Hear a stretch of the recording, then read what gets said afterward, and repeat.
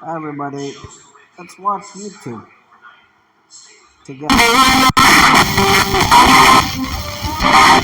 This year, I think this is a Chinese one. It's Nalagan pork with pork. Or maybe it's a Filipino dish. Let's watch the rest of it. Oh, we got a commercial.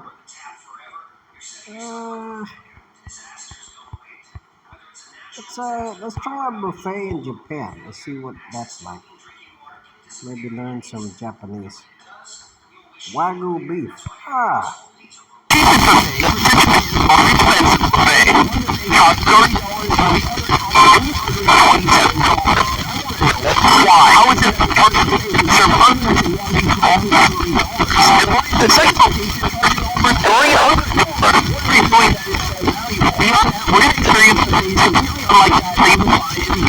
Bình nhất có thịt bò 300 đô hoặc ngồi discard and grab your own food. No, the food is delivered to you. Sometimes by humans, sometimes by other things. Right now we are headed to our first and cheapest location. Let's move. That looks like it's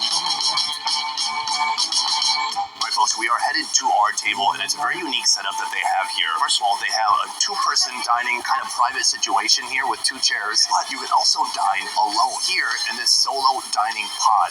This is where I'm going to be eating today. This is the perfect opportunity to avoid any awkward social exchanges. You can ignore the other patrons. Nobody has to see the fact that you're dining alone and judge you. No one can even look in your face because look, no servers. It's just you and the food and a computer screen. Let's get started. Alright folks, I'm really doing this. I'm by myself and the good thing is I'm alone. And the bad thing is I'm alone and nobody can translate and I need to figure this experience out for myself. Now, got the menu here. The menu does say that there's an English option. Did you see that? Some trays just flew by. That is how I'm going to be ordering. Soon, I'm going to have some meat flying by here for me. But we have to order it on the screen first. Now, they claim to have English. The English isn't about a true-size font. Almost impossible to see. But luckily, they have pictures. So I'm going to go with this. Can I get some of this? With a raw egg? Yes, I would like a raw egg. So there's a whole wide menu full of unlimited things that you can order here. But I'm going to start with a couple of simple beef options to get things started. And then we're going to go crazy. Here's the problem. We have 90 minutes. That is the catch. So I gotta move.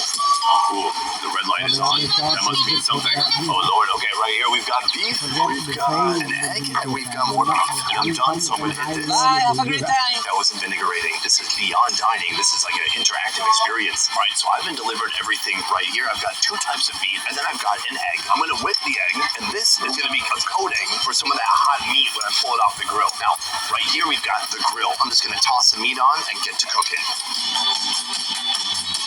To truly appreciate the A4 Wagyu, I'm starting with a regular domestic beef brisket, eaten the Japanese way, with a raw egg dip. Let's go for it. I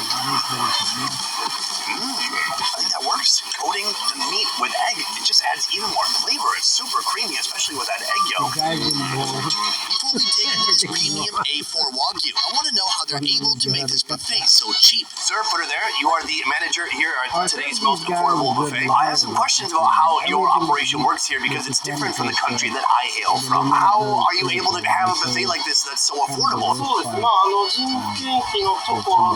One of the reasons it's so affordable is because of the conveyor belt in the store, and so they don't have to allocate money to human resources when it comes to serving, and they farm their own cow, so it's a lot cheaper to ship the cows to this specific location. Here you are serving premium A4 Wagyu, but later today I'm going to be trying A5 Wagyu, the top of the top. How big is the difference between A4 and A5? I think a normal consumer will not really be able to tell the difference. I think professionals could tell the difference of A5 rank and A4 rank. To me, this sounds like a test, because not only am I not a normal consumer, I am an over-consumer.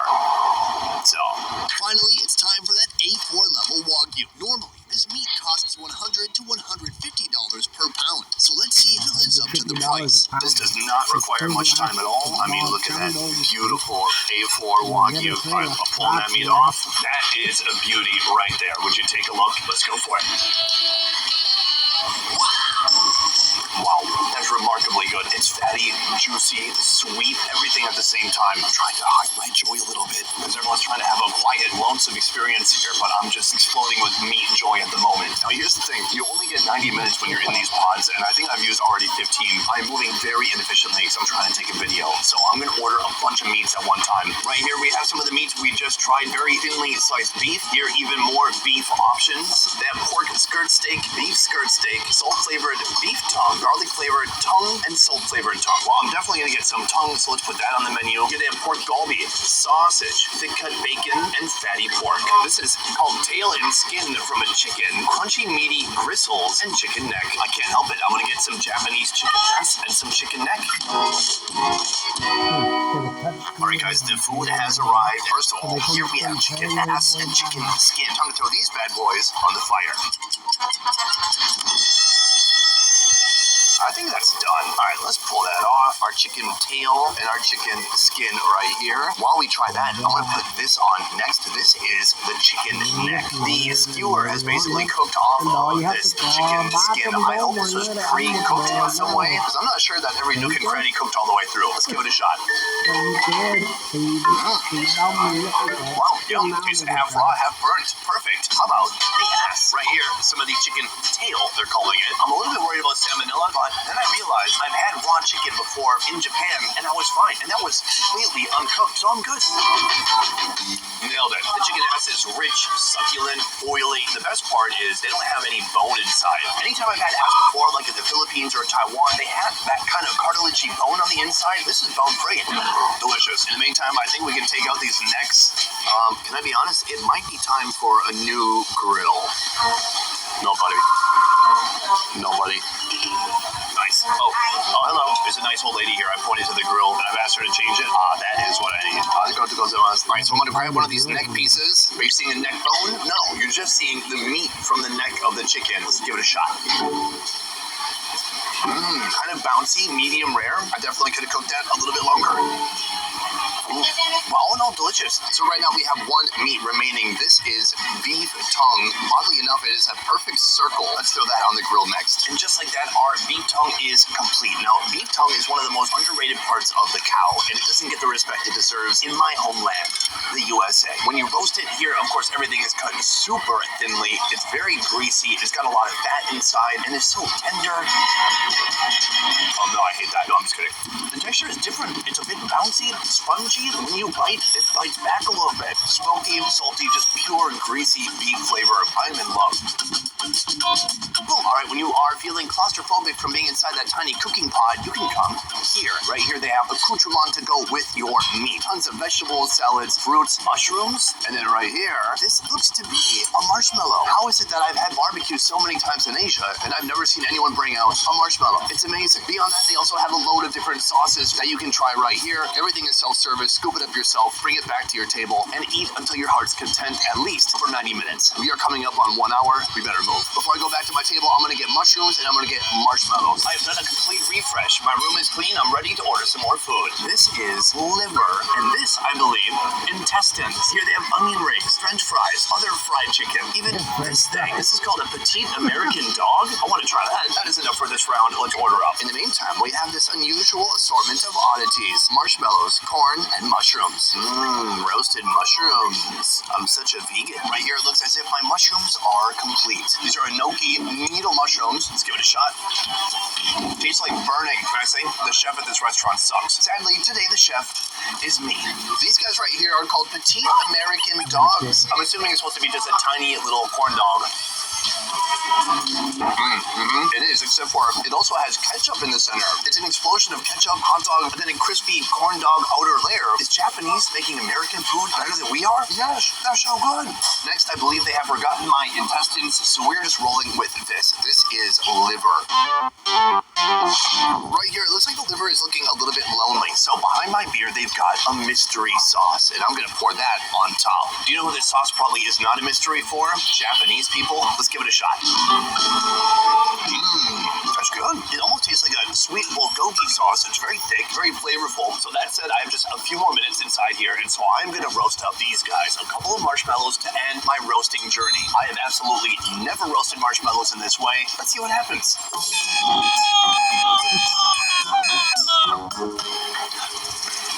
You know, come to think of it, I think I saw roasting sticks up by the vegetables. This is not going great. Remember when I said I would need to change the grill? Look at it now. Alright. Alright folks, our meat is finished and it looks phenomenal. The last time I had Kobe beef, I was actually in the city of Kobe, and it was one of the best meat experiences I'd ever had in my life. You had a chef right in front of you, cooking every single bite to perfection. Today, I am that chef. And I gotta say, I'm doing a much better job here than at our first location, where I burned pretty much everything. Cheers. This is the type of food to make you feel not worthy. It's so beefy, it's so juicy, it's heavy. I mean, you couldn't eat too many of these because you would end up feeling sick. But if you dose it properly, it's perfect, just like fentanyl.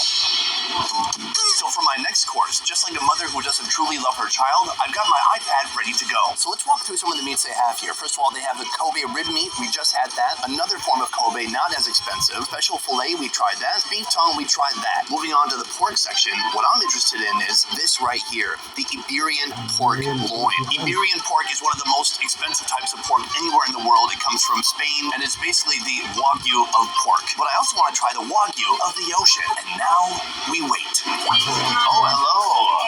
The Iberico pork. Thank you very much. Thank you. The pork has arrived. Iberico pork. It's got the sheen of a delicious Japanese sauce on top. And, こちらカニクラブ。 oh, is this a Japanese crab? Yes, crab. これ already boiled. Okay, thank you. Our food has arrived. We have our Iberico pork right here, and it doesn't look like pork at all. It actually looks like steak. These pigs are typically raised in forests where they roam freely and feed on acorns, herbs, and grasses, contributing to their unique taste and quality of meat. Let's see how it tastes. Oh, that's a pig. That's a good pig. There's just something naturally sweet about this meat itself. It's so delicious. Pork doesn't get the recognition it deserves, and in Japan especially, beef gets all the attention. But this is something special, and I'm in love. After Wagyu and pork, it is time to take a trip to the sea. Right here we have snow crab. I'm gonna crack this open. Alright, let's give it a shot. It's salty and sweet and absolutely delicious. At first, you might look at it, you might think it's a king crab. It is not. This is not imported. It's just brought from, the northern part of Japan. The sweetness is unmatched and it tastes super fresh. From here, it is back to the iPad for one more order. Let's take a look. Now, near the end of the meat menu, you will find some unique items, including fine stomach. Let's get some fine stomach. I also want to get intestine and order sent. Now, you might be asking yourself, hey, Sonny, why would you order that weird stuff? Because I'm at a buffet that costs over $300. I want to understand why they have that uniquely unusual stuff on their menu. Even though the menu is not super extensive, you do make room for some cuts that we would consider unusual in the USA. Like you've got stomach, you have intestine, you have liver. Why still have those organ meats? がそういうのがやっぱ好きなんですね。 So as you mentioned, in America, people don't really eat things like stomach or intestine, but when it comes to Japan, like people really like stomach or intestine. So to respond to the needs of the Japanese customers, they still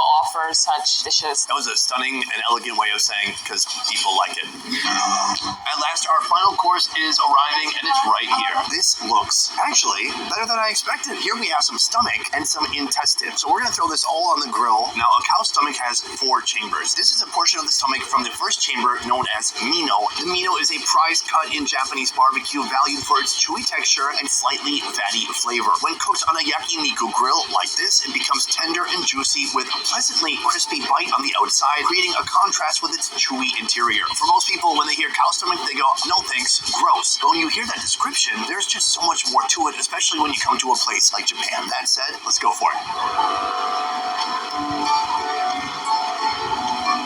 Unbelievable. First of all, coated in miso. So it has a super deep, savory flavor to it, and then there's like zero gaminess. It tastes delicious. On to our final food. Right here, some intestine. I've never seen beef intestines like this. First of all, they're not in a tube shape. They're so incredibly fatty. They've reduced in size by about half, and now they're crispy and charred, and they look and smell amazing. Let's go for it. It's so good. A little chewy, kind of like squid texture, not a ton of flavor. This could use a dipping sauce because it was only seasoned with salt, but it's not gamey, there's no funkiness. It's just a nice, crispy, toasty kind of flavor to it. I'm gonna dip one in my barbecue sauce just to give it a little bit more flavor. Oh yeah, the special care that has been given to this unusual, often discarded part of the animal, Japan, you've earned my respect. So this is my final food at this buffet. But from here, I'm going to step outside and tell you which buffet today gave me the most bang for my buck.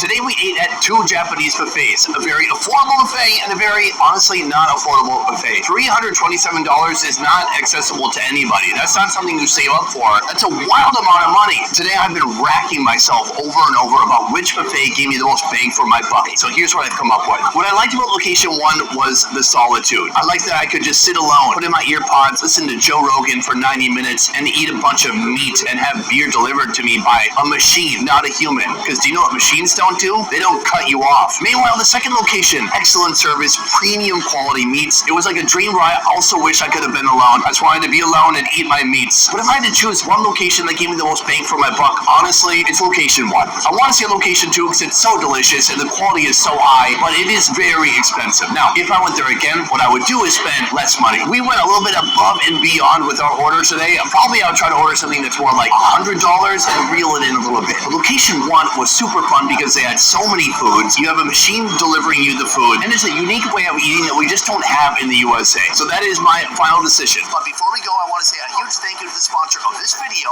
buyfood.com. Traveling to Japan, make your trip extra special with an omakase. Alright, thanks for watching. That was fun.